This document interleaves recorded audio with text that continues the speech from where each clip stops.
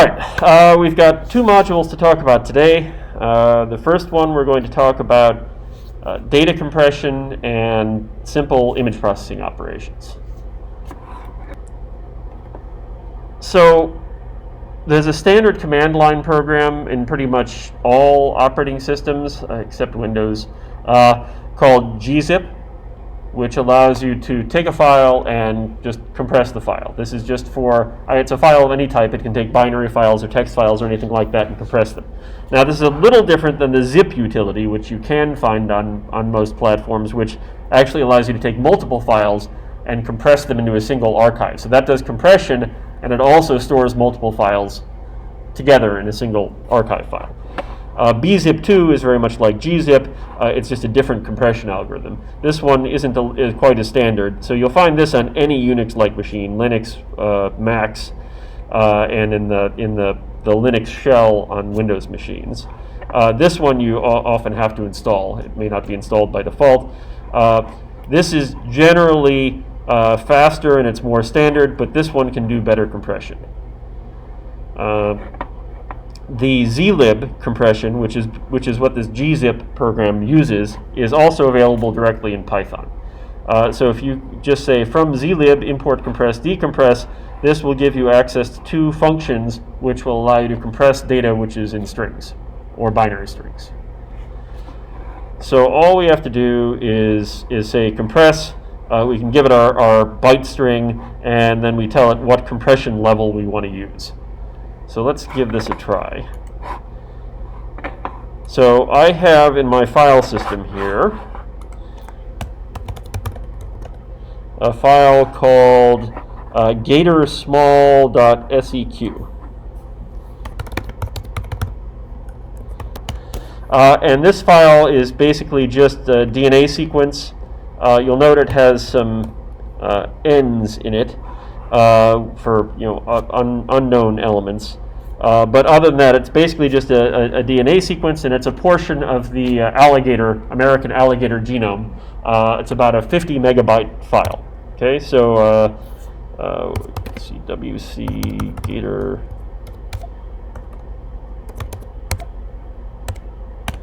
So that's a exactly 50 million byte file. So it's a nice convenient size for playing around with. Okay, so that file is in my file system. So I can open the file. I'm opening it in binary mode, so read binary. So it'll read it as a binary string instead of a readable text string, because that's required by the compress method. And then I just read the entire thing into one of these binary strings. And now here I'm going to basically try I'm going to compress it using all of the different compression levels, and then we can see how much compression we get and how long it takes to do it. So that's really the trade-off that you get when you change the compression level. Let's start this running because it takes a little bit. So if you use, say, compression level 1, our 50 megabyte file went down to 16 megabytes, which is pretty good compression, and it only took a half a second to do. Now you can see here it took 4 seconds for compression level 6, but we got down to 14 megabytes instead of 16 megabytes. So basically, the time increases somewhat exponentially, and the amount of compression you get only increases linearly, or kind of linearly. So it's a trade-off, right? How long are you willing to wait for whatever compression you're trying to do? If you compress, say, an entire genome using this technique, it can take many minutes at sort of a default compression level. I think the default is usually around something like 6 or something like that. You can see 8 took 26 seconds, and it barely did better than 7, which only took 8 seconds. So, typically, it's usually, I would say, good enough to use compression level of, say, 3 or 4 or something like that. It's pretty fast. You'll notice there are occasional outliers in here, like this took a second, 4 took less time for some reason. If we reran it again, we'd probably see the numbers are a little bit different. This is just stuff going on in the computer, that sort of thing. But it gives you a general idea of what's going on. So we've got gzip.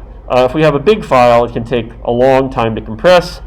We also have the issue that once we've compressed the data, we get this shortened string. If we want to access something in the middle, we have to uncompress the entire string. So we have to turn it all the way back into a 50 megabyte file to go somewhere in the middle.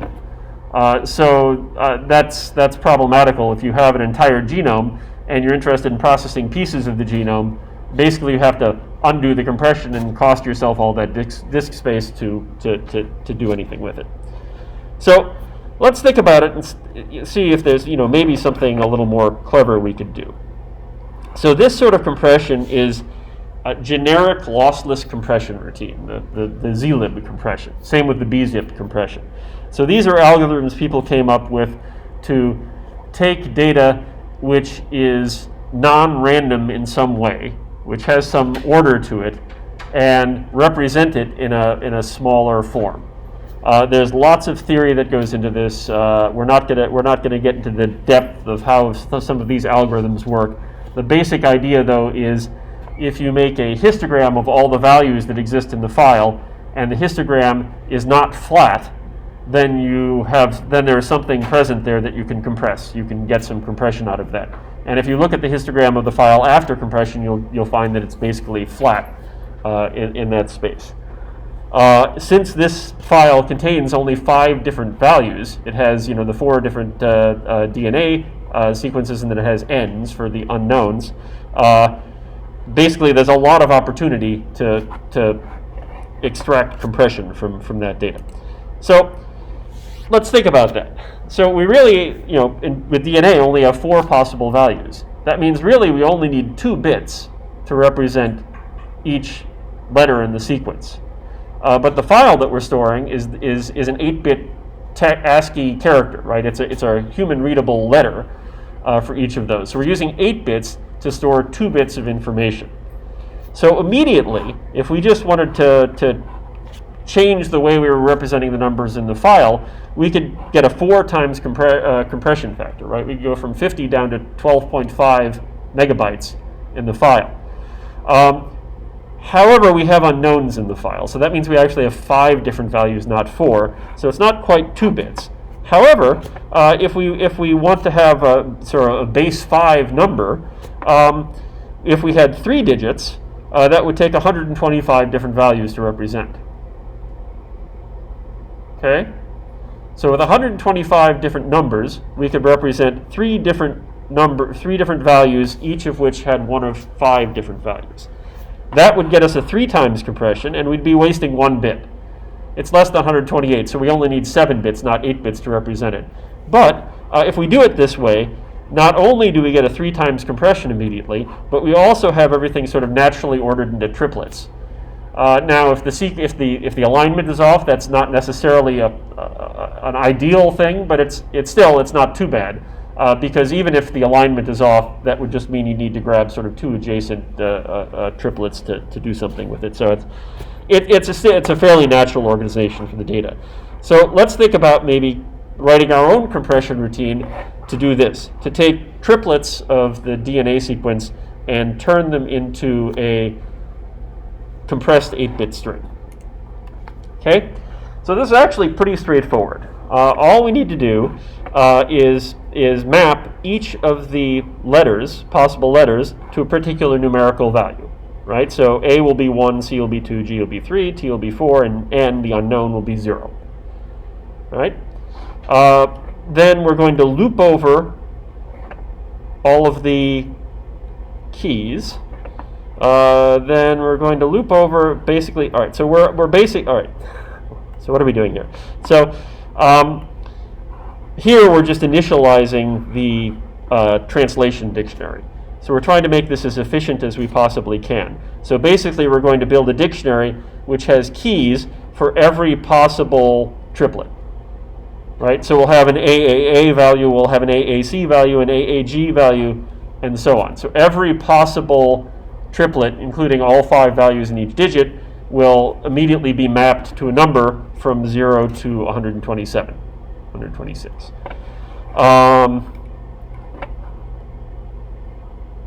Right, so this is just building that translation dictionary.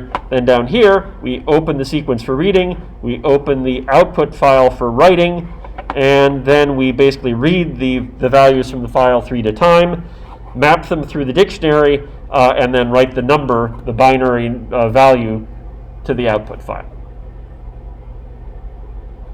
So let's give this a try.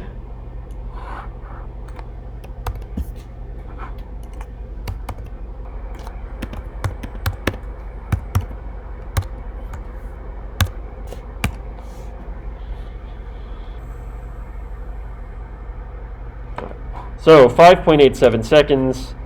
We can try it one more time just to make sure it comes out about the same. Yeah, 5.8 seconds, something like that. So it takes a little while. It takes longer than it took when we ran, if we were using compression level 4 or 5 here, it took a lot longer than that. The file that it produced, as expected, should be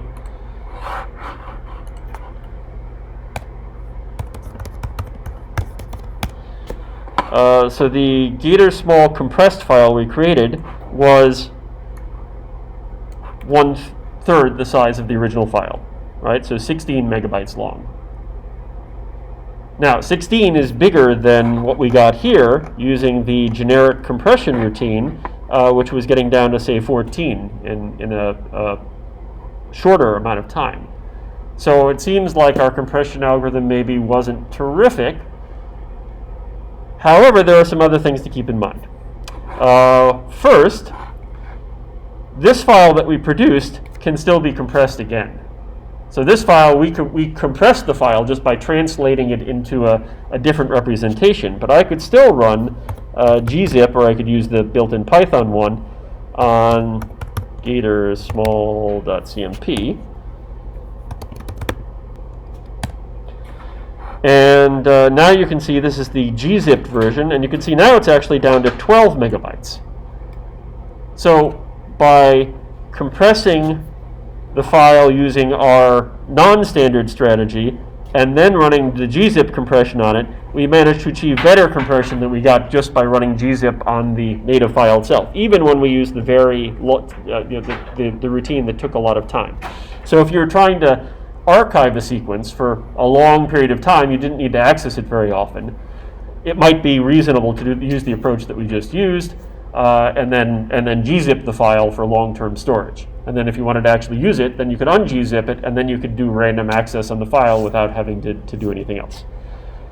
Okay, now I'll point out that the reason that this took so long was because we did this in Python.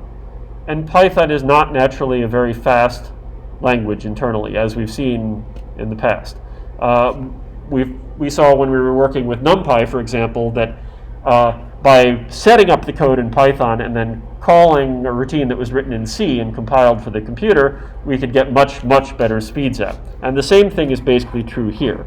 So here is a C program which does exactly the same thing as that Python program.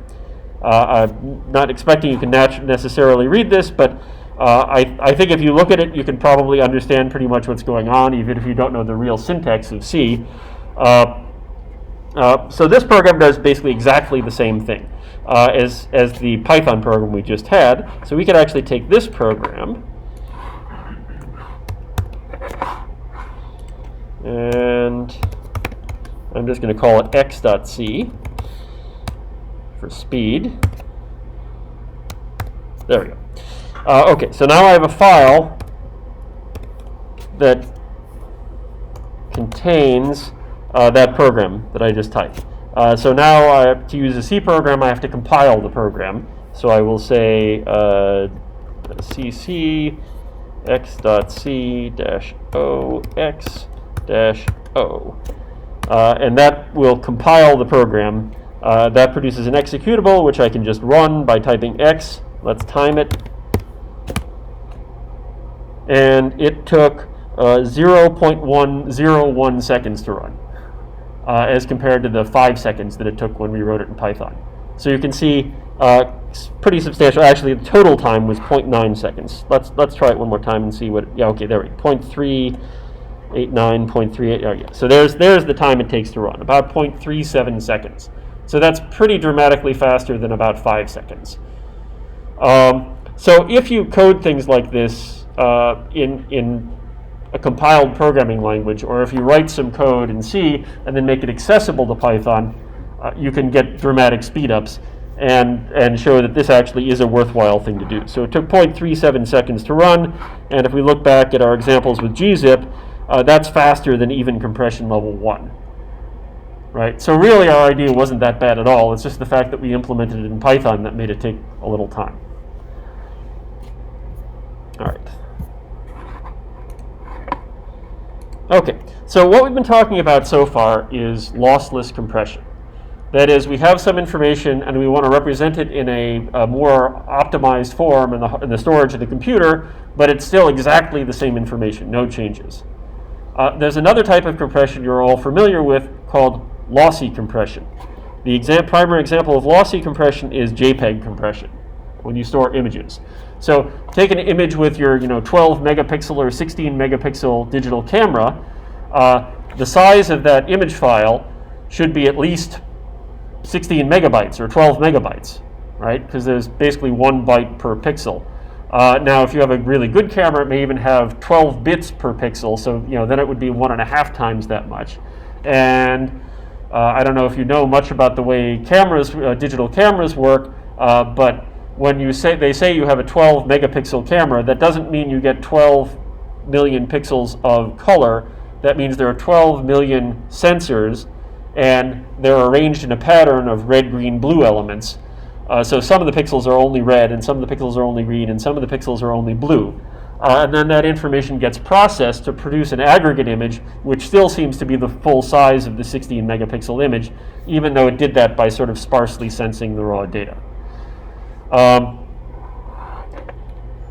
Anyway, the bottom line is, if you just consider an exact representation of what you collect in an image when you take a picture, that's going to be something like 16 megabytes. But if you look at the actual file sizes of the JPEG images you get on your phone or something like that, they're usually more like half a megabyte, maybe 2 or 3 megabytes if you use really high quality mode, but a lot smaller, right?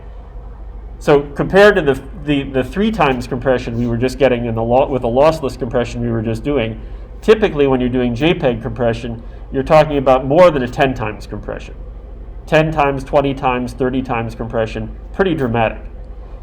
So when you do that sort of compression, when you use JPEG compression, it is a lossy compression. That means that it is not preserving all of the information in the image. So JPEG is considered a perceptually lossless compression scheme. The idea is they looked at how the human eye works and what sorts of information the human eye was capable of extracting from a photograph, and they took advantage of the inefficiency of the way the human eye works to compress the data better. So human eye has very good resolution for grayscale information, but it has very poor information for color, resolution for color. So if you have exactly the same intensity, but the color only varies in a region of an image, you can't see fine details. You can only see sort of low resolution details.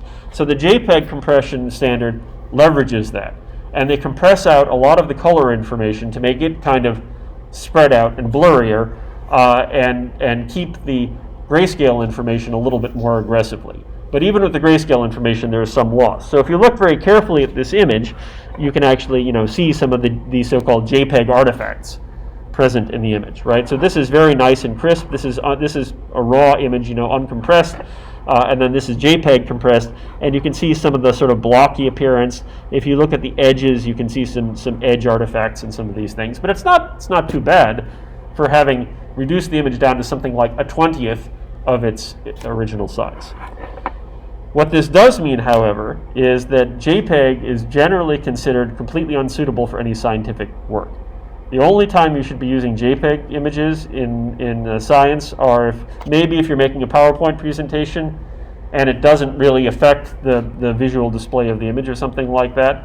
But if you're taking an image on the light microscope, imaging a gel or something like that, never ever save it as a JPEG image, because you're altering the information that's present in the file.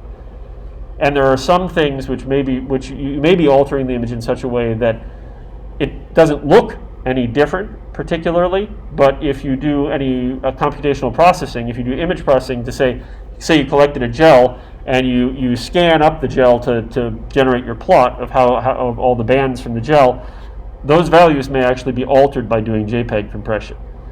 So you have to be, that's something to remember. You can find papers published on how you shouldn't use JPEG. There are the exceptions are sort of few and far between. You also have to be a little bit careful about the TIFF file format. because the TIFF file format supports JPEG compression internally. You don't have to use JPEG compression, but you can use JPEG compression in TIFF files. TIFF also supports lossless compression, so if you're going to use TIFF, you just have to make sure you're not telling it to do JPEG compression when you save the TIFF files. All right. So there are lots of libraries you can use to do image processing in Python. The standard for sort of generic kinds of Photoshop sorts of operations, simple Photoshop sorts of operations, is a library which was originally called PIL and is now called Pillow. PIL, Python Image Library, was another one of these packages which was sort of semi-commercial. The way they operated was they would release a version of PIL, and then the people who paid for PIL would get the full PIL library, and then sometime later, like a year later, they would release that version of the library to the public for free use. So if you were a paid subscriber or whatever, you could ask them to do things and you could get access to all the latest features, and then the public would only get access to them later in time. So it wasn't too bad, but they didn't do as well as SciPy has done, and eventually that operation sort of folded, and that library got replaced by this open source library called Pillow, which is basically an exact implementation of the same syntax as the original PIL, but it's completely open source. SciPy has some capabilities of doing image processing, more for sort of numeric processing. So like I said, if you had a gel that you scanned and you wanted to read the values out of the gel very precisely, SciPy has some libraries for that. ND image is the module you'd often use. There's another library called OpenCV. CV stands for computer vision. This is a library developed by computer scientists for computer vision applications. So if you want to have a camera looking at the room and identifying all the faces or something like that, or doing character recognition, finding words and scanning them and stuff like that, OpenCV is a library which is targeted at those sorts of applications. Mahodas is a sort of a competing library for OpenCV. This was actually something developed in my group for cryo-EM image processing. And then you've got GIMP, which is the Photoshop-like tool, which has Python support built in, which is a free Photoshop-like tool. So let's talk a little bit about Pillow. Like I say, open source commercial. I think I already talked about this stuff. You should not need to go through these steps of installing PIL. It's normally installed as part of Anaconda. If it isn't, you should just be able to say conda install Pillow, and you'll get it. But these instructions would be for installing it in just a standard Python installation, which didn't have anything else. All right, how are images represented? So images consist of two-dimensional data, not one-dimensional data. Nonetheless, the way computers are organized is just linearly, right? So the memory on your computer is just a sequential list of values. So if you want to represent two-dimensional information using a one-dimensional storage system, you have to organize that in some fashion. So there are basically two choices. There's so-called row major and column major approaches. So basically, your image is like this, and the first 10 values would be working your way across the image from left to right. The next 10 values would be the next row, the next row, the next row, etc. This would be column major order, no, row major. I always get them backwards. So you could just as well go 0, 1, 2, 3, 4, 5, 6, 7, 8, 9, 10 this way, and then have this be the next one. So you can go across first, or you can go up and down first. Either approach is fine, but you need to know which one you're doing. Otherwise, when you display your image, it may get flipped 90 degrees. The column major orientation is less common. Usually it works its way across first. The other issue that you'll sometimes run into is should the 0, 0, should the origin be in the upper left or in the lower left? Now you could say that it could be over here too, but that's not generally the case. Usually it's either here or it's here. So the reason you might want to put it here is because that sort of mirrors coordinate systems in math, right? If you make a graph, usually the origin is in the lower left, right? The reason you might put it up here is because the way television sets work, or used to work, is by scanning across the screen, and they always started at the top of the screen and worked their way down. So following sort of the TV standard would be to put it in the upper left, and following the math standard, you put it in the lower left, so you can find both in various file formats. Scientific file formats often tend more towards lower left, and consumer formats often tend more towards upper left. Just be aware if you get an image and it's upside down, that's probably why. Now, if we want to represent color data, we then have to represent in some color space the more information than just a single value, right? So in each pixel, if you have a grayscale image, you only need to store one number. It could be an 8-bit number, a 12-bit number, a 16-bit number, whatever, but you only need to store one number in each pixel. For a color image, you generally need to have 3 numbers per pixel. So there are multiple representations you can use. The most common representation in computers is the RGB representation, red, green, blue. Red, green, blue matches sort of the eye's perception of color. You get a color wheel. I'm not sure if we talk too much more about that today. It's a slightly more advanced topic.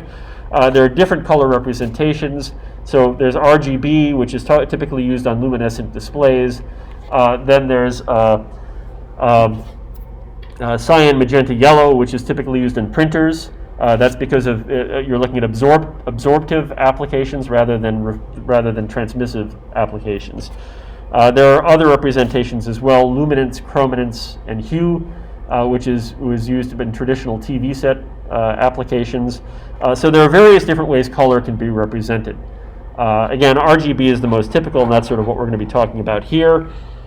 So instead of having a 3x3 image represented like this, now for each pixel we actually have to have 3 different numbers. So we have 2 main choices for how we can do that representation.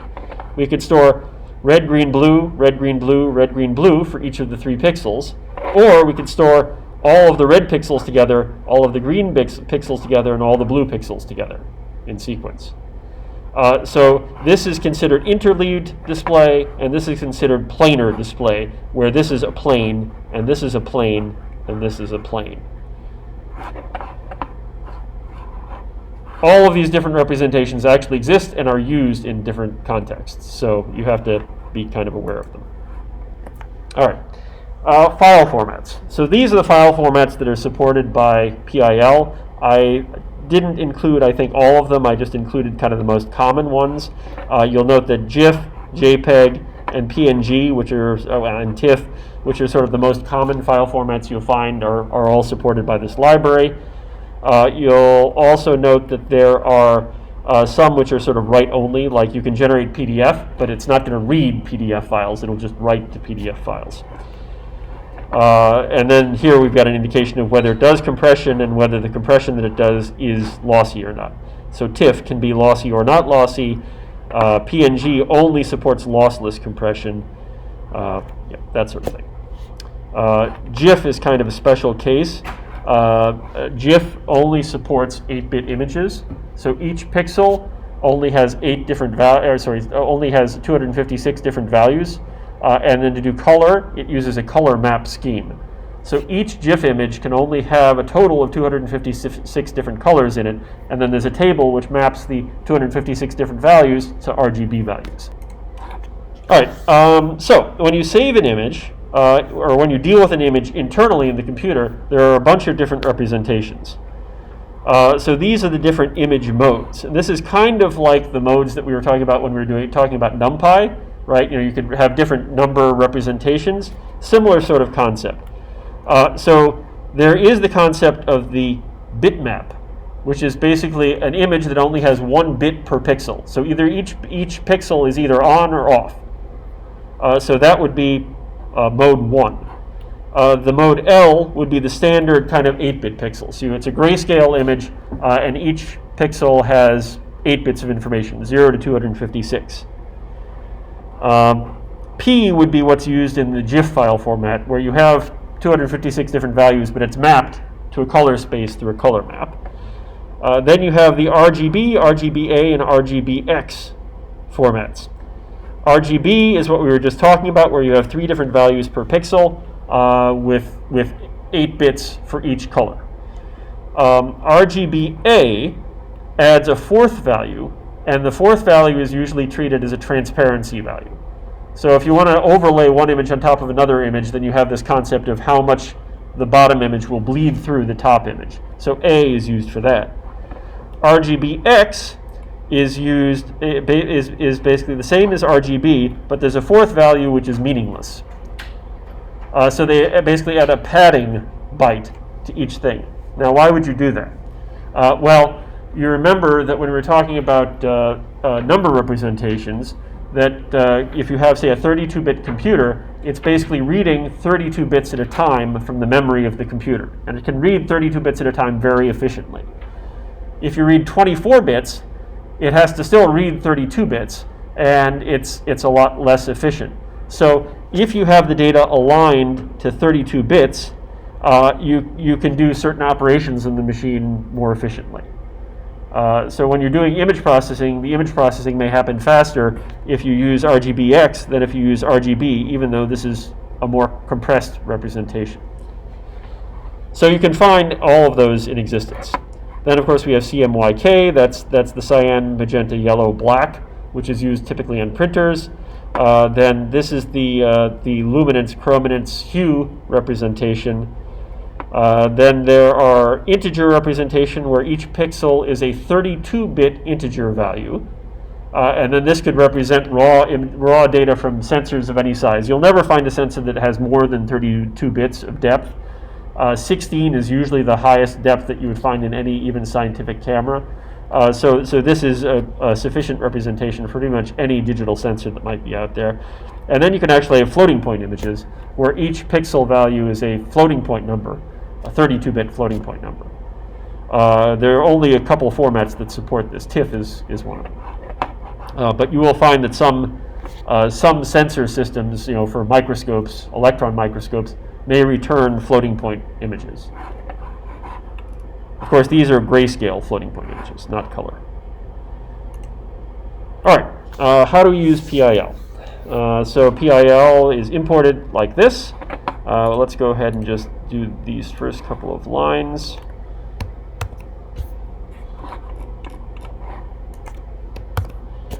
So I'm importing PIL, and then I'm opening an image which I have in my local folder called 4012.jpg.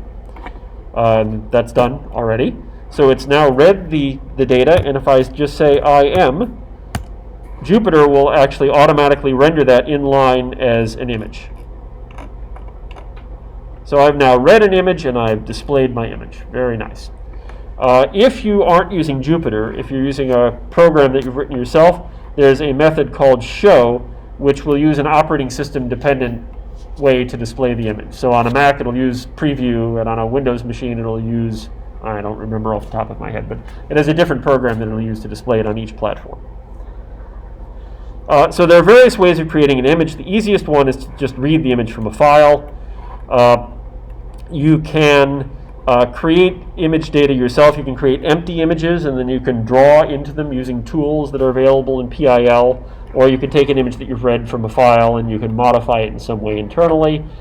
If you want to access the pixels, this will give you a pixel reading object. So generally speaking, PIL is lazy.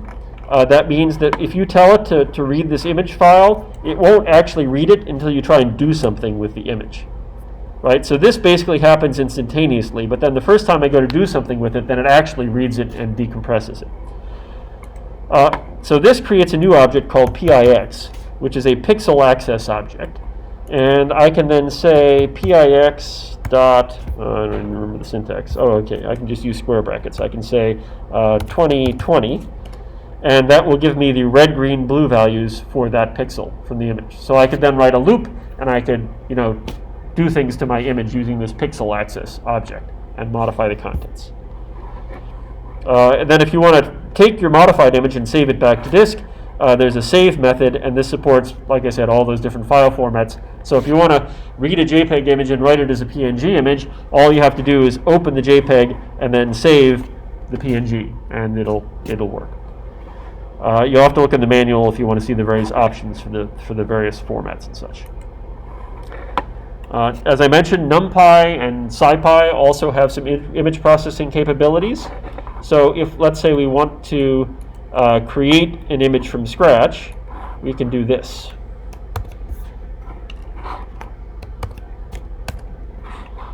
And ta-da, we got a black image. All right, what's going on here?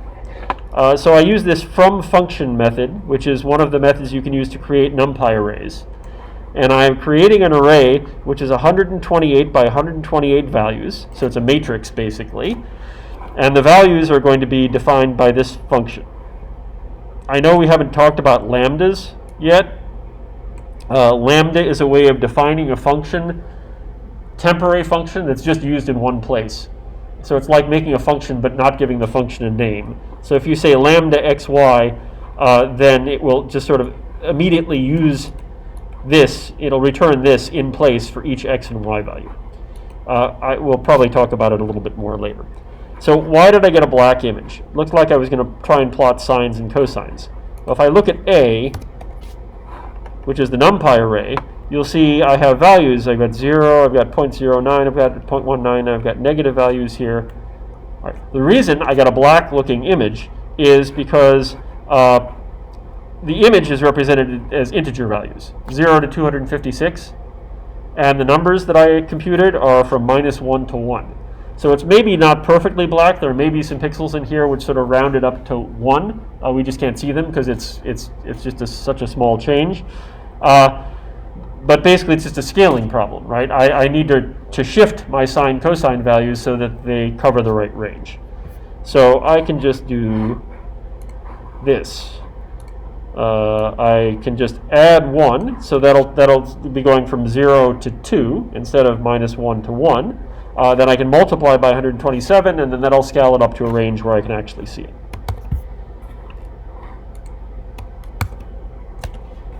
Okay, so now I've got my sine times cosine image, and I can see it. And if I want, I can save that to a file, do whatever I want to it. Right. So it's easy to interconvert from NumPy to the image library.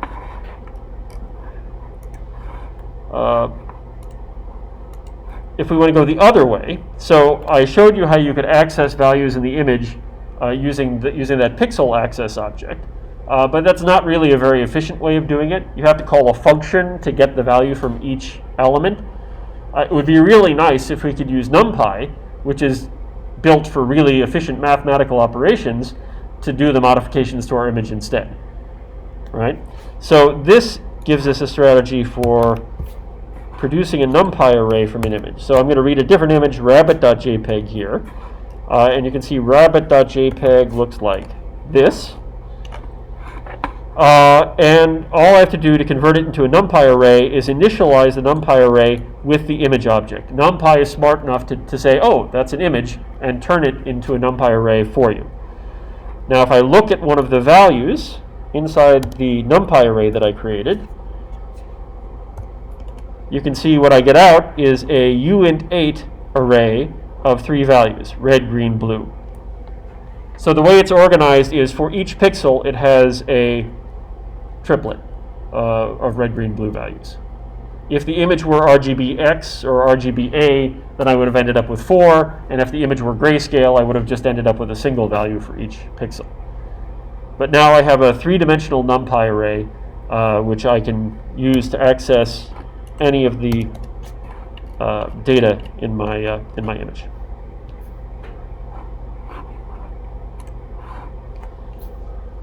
Okay, now what about creating a color image? So we created a grayscale image with just a single value per pixel. Now that we've seen how NumPy stores the data internally, basically as a triplet for each pixel, let's see if we can come up with a strategy for generating one of those. So here, this is basically exactly what we did before. My lambda xy, so xy again are just the coordinates inside the image.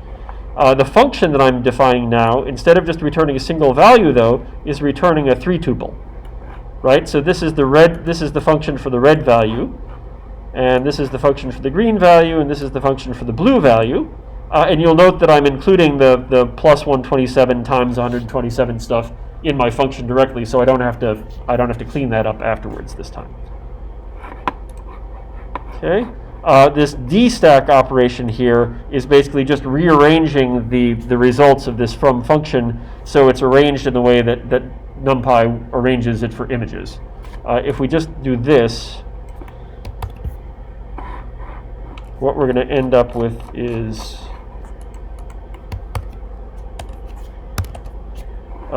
it's just not organized the way we want it.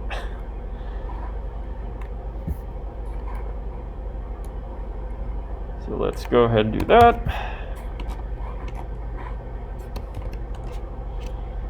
And now if we look at IM, there we go, we've got a color image. And if you look carefully at this, you can see actually how I mixed the different colors together to produce that effect. I'm not going to go into it in any more depth. All right, there are a bunch of other modules available in PIL for doing things with images, to do image processing. So you don't have to access the pixels and modify the values yourself. There are a whole bunch of libraries available for things like increasing the contrast, increasing the brightness, increasing the exposure. So the image chops library lets you do a lot of that stuff. There's an image draw library which lets you do things like draw lines and circles and put annotations on top of your images. There's an image filter library which lets you do a lot of Photoshop sorts of things like emboss filters and that sort of thing. We're not going to go through all of those. It's a big library, just like some of the other libraries we've talked about. So read the manual if you want to see what sorts of things you can do. And that will be relevant for your homework assignment for Sunday. If you want to get information about the image, there are some attributes which are available. Oops. This one won't be very useful right now because this is an image I created. But if I read the image from a file, let me go back to my rabbit image. You can see that it's a JPEG image. That was the source of the image. So if you created the image yourself, you're not going to get a data type associated with it. It's just going to be empty. Then mode and size. Mode will tell you that it's an RGB image in this case. Size is going to tell you the dimensions in pixels. And what was the other one? Info. Info will give you the header information from the image. And what the sort of information you get out in that dictionary will be dependent on the file format. So you get different stuff out for TIFF images and JPEG images. And it's not always going to be complete. There's a lot of information encoded in the header of JPEG files. This library does not give you the tools you need to completely decode all that information. So if you want like the GPS coordinates where you took a picture on your cell phone, you're not going to get that out from PIL. There are other libraries out there for Python which are capable of decoding that header information from JPEG files. You can find those online. Okay, yeah. We can also treat images as data rather than as images. So we can use matplotlib to display images instead of using Pillow to display the images. So let's try this. Let me do it this way. I don't need to save it to a file. So here I did something like I did before. I just did the function thing. But here I didn't bother rescaling the values or anything like that.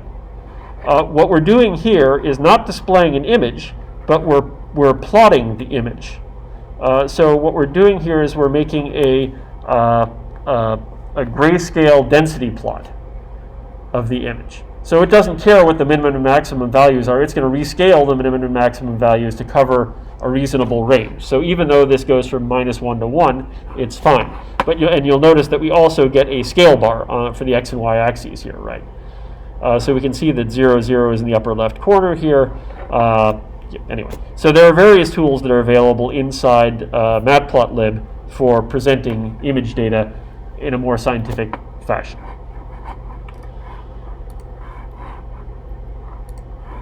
Okay, finally, just a slide here. I'm not going to do anything with GIMP today, just to point out again that GIMP has Python stuff built in. There's a Python console in GIMP where you can type interactive commands to GIMP to tell it to do various image processing operations. And if you want to try and do some of that stuff, here's a nice link which will take you to some tutorials and show you how to do interesting sorts of things.